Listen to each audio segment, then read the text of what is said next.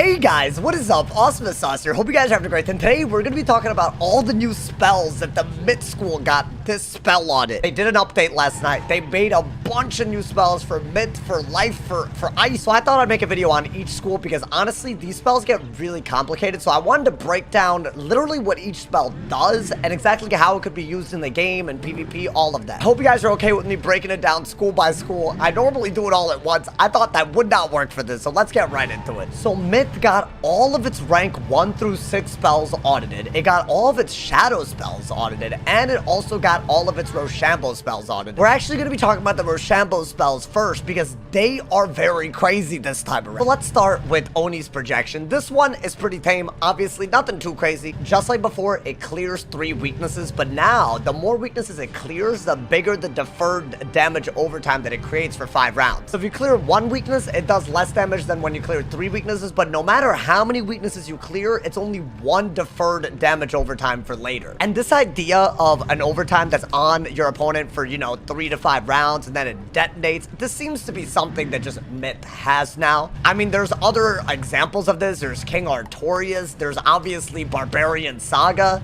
and there's even more. So we'll get into those, but it's nothing too, honestly, it's nothing too crazy, this chain. Now here's where it gets absolutely crazy. The most used spells, in my opinion, for Myth when it comes to these types of spells are Delusion and Betrayal. These are both spells that have one thing in common. They clear debuffs and create Myth Trap until now. Now what they do is they clear the same number of weaknesses and shields they used to, but they create chromatic traps. And what those are is they're based on the school of the caster. Before, when I used to use the spell on any school, I would clear 3 weaknesses, up to 3 anyways, and get up to 3 traps on my opponent that were Myth. But now, let's say that I were to use this on a fire, I would clear 3 weaknesses for 3 fire traps. They also gave the spell a buff. These are now 40 traps, so they're even better than they used to be. And similarly, Betrayal, it clears 3 shields, up to 3 shields, and creates 3 chromatic traps, meaning 3 40 traps for your own school. I think this is a super notable one. I really wanted to start with this one because Betrayal's been a staple of the Myth School, but now, because it makes traps for any school can now run Myth pips, right? They can set their mastery to Myth, and they can get rid of 3 shields and create 3 40 traps to buff up any of their hits. You don't even really need to have, some kind of spell that does extra damage with traps to use this. Like, a 40 trap is nuts. What this means is the era of triple shielding into a Jin or triple shielding into a Doom Oni, that might not be as prevalent. I'm not saying it's gonna die out, but now there's an actual valid counter, and there might be a reason not to just spam this brainlessly. Is this too much tempo for anti-shield gameplay? We don't really know yet, but it is something to note. This is a crazy change. Notably, Jin's defense did not get a real change. The value of the shields seemed to be the same. But now we get into the juicy part, the double damage spell. So Trickster Oni, they decided to do something, I guess, very similar with Fire Jin that they did with that. Essentially, the base form of it is just an OT that defers, basically. So after 5 rounds, you'll get that 800 damage, but it's an overtime until then. But if you happen to have 2 overtimes on your opponent, you can do 1140 damage right off the bat. I'm not 100% sure how I feel about such a small increase in damage when you have a condition. I think the logic behind a spell like this is that you get the, you basically get that upfront damage as an added bonus, so it's not just double damage anymore. But I would say this is a little underwhelming for a 7-pip spell. You're almost always better off using a shadow pip. And honestly, doing 2 overtimes on your opponent, you can run into a lot of risks, including Storm overtime, like anti-overtime spell. But now we get into the crazy. Believe it or not, and I don't know how I feel about this, they buffed Fantastic Jin. I think from the day ones, ever since they made these double damage spells, this has probably been the best spell that any of the schools got. The pip cost was perfect, the damage range was really good for Myth, and obviously the idea that you can just shield twice and you're ready to do a gambit, like, that's obviously extremely good for Myth. That being said, Myth is not really strong against traps, meaning if a lot of schools can carry this, maybe the increased damage isn't actually a big deal anymore. Time will tell for sure, but all of these 9-pip shield gambits, we'll see how good they are now with a spell like this. I don't know yet.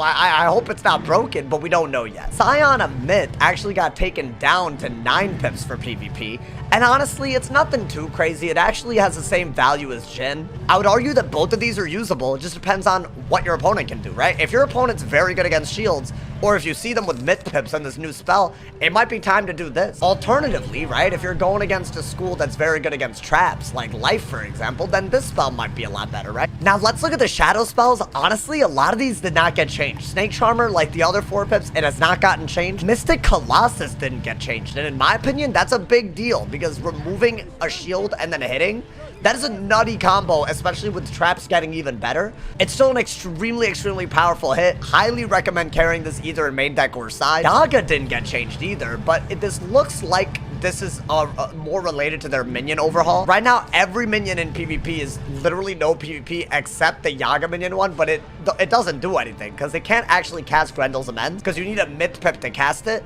and those minions don't get myth pip. We got Tatzelworm, which is a change that nobody expected. It's still an AoE, but it hits and then does a trap like Keeper of the Flame. I really don't see why anyone wouldn't just Keeper of the Flame, mainly because you'll save a shad and you could literally hit into a trap and then use a shad instead of using a shad in order to hit and trap. And finally, Barbarian Saga. They removed the higher damage path, and this was something I used very regularly. It seems like they moved away from the high damage for Myth and instead really went into that deferred hit type of thing for Myth. And honestly, I highly recommend increasing this, because honestly, the third tier of this, it does more damage than the first tier, and it just lets you hit through shields more easily because you have half the damage on the deferred OT. One thing to note is that now the OT on Barbarian Saga actually detonates after 5 rounds. It used to do it after 3. So that actually means that this spell is extremely risky to use, extremely dangerous in a lot of ways. You might just want to use the top path, the middle path, instead of even going any route, because that's a huge liability to have that shifted onto you. I would say out of all the spells, this is the only one right so far in this video that I can say feels like a nerf, just off of the lack of protection, just the lower damage in general. And now that we've gone through all the shadow spells, all the gambits, all of that, now it's time to look at the ranks 1 through 6 spells, which are amazing. Starting off very light, they gave Bloodbat an anti-weakness tool. This is honestly not crazy. It's not a crazy card. Essentially, what this card text is saying, I know it's a little complicated, but don't worry, I got y'all. It does 75 damage no matter what, and then it adds a small overtime for 60 damage that detonates in 3 rounds if you have a weakness. Now, it doesn't seem to clear the weakness. It's just saying if you have a weakness, meaning if someone infections you or something in order to set up a weakness gambit, you could theoretically set up an overtime gambit against them. This is a super situational spell. I would have liked if the detonating overtime was not 3 rounds long, but longer. But maybe that would have been too OP and too easy to set up an overtime combo. I don't really know. There's very easy ways to counter this. So I don't really know why they went for the 3 round on this, but the 5 round for other things. The next spell is Troll. It is back in PvP. We kind of did cover this last week, but essentially it's doing what it did in, you know, in the leaks that we were given. Basically give up 2 shields, and then it detonates an overtime 25% per shield. So it can go up to 50%.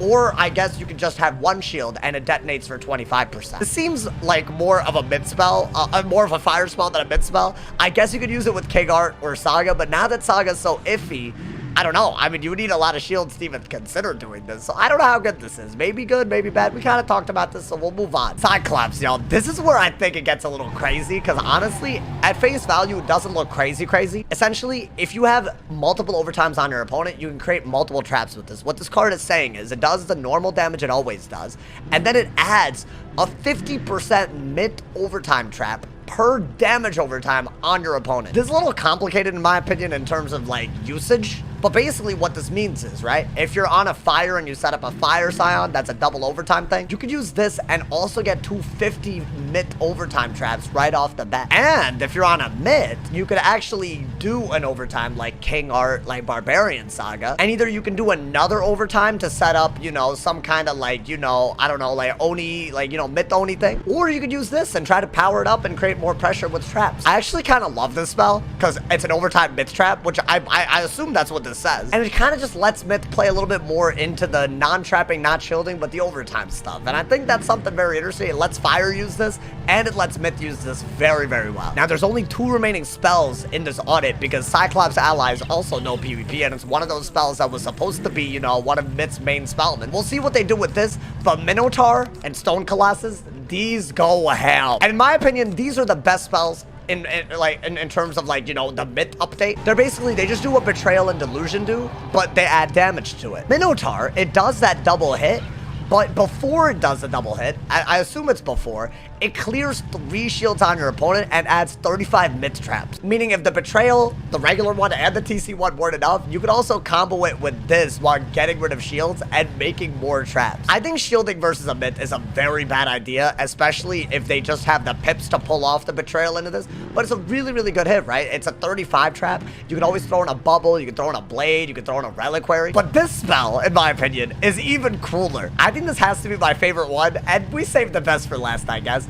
Finally, Myth has a really, really good anti-weakness spell. What Stone Colossus used to do was the height of silliness. If you had a weakness on you, it would do extra damage, but you would still count the weakness into the spell, which is crazy. It's basically like hitting into a weakness for the same amount of damage you would have done anyways. It was barely anything. No one was packing it. But now, if you have 3 weaknesses on you, this basically does, right? It clears 3 weaknesses and adds damage to a detonating overtime, meaning what I believe this means is that let's say you clear 1 weakness, you get 180 damage overtime that detonates in 5 rounds. Let's say you clear 2, I believe it becomes a 360 at that point. And then you clear a 3rd, it becomes a 540 detonating overtime for Myth. And then it does damage. So no matter what, you're getting a lot of damage. Like 600 damage is nothing like, you know, bad, but you're also doing a ton of damage on a detonating overtime and setting something up. Again, overtimes come with risks now. I mean, every school can actually, you know, just get rid of the overtime. It runs into the same problem that Elephant has, as in it clears a bunch of shields and creates a powerful overtime, but people will just counter it like they know how to do it. That being said, people might, you know, since it's a 5 round, people might wait a little bit, and you could use the fact that you have 5 rounds of, you know, to detonate to maybe trap it up, maybe cover the overtime so it's harder to remove it. There is gameplay with this that I don't currently think exists with Elephant. I think it's a great spell. We'll see. Maybe it's not so good, but I think it's a super solid anti-weakness tool for Myth. I hope this video helped people that are either Myth wizards or are trying to understand what these new Myth spells do. But I don't know, y'all. It seems like this update feels a little bit more complete now, just off of Myth getting a lot of things that actually are useful for multiple schools. I obviously want to hear y'all's opinion on one big juicer. That is the betrayal and the delusion thing. Y'all think 40% chromatic traps are good for the game? And do you think they're gonna punish Dumoni and Jin so that Myth doesn't just shield and Death doesn't just shield and win? Only time will honestly tell, but I really think it's going to be fun to play Myth now in a way that it wasn't, and I also think every school now has really good tools against shields, and we'll see what that means for the meta. Drop a like if you enjoyed, leave a sub if you're new. I will be trying out these spells tonight on stream, so make sure you tune into that. As always, my boy, I will read all of y'all's comments. Stay awesome. If somebody hasn't told you you're awesome today, they doing something wrong, so stay awesome. And yeah.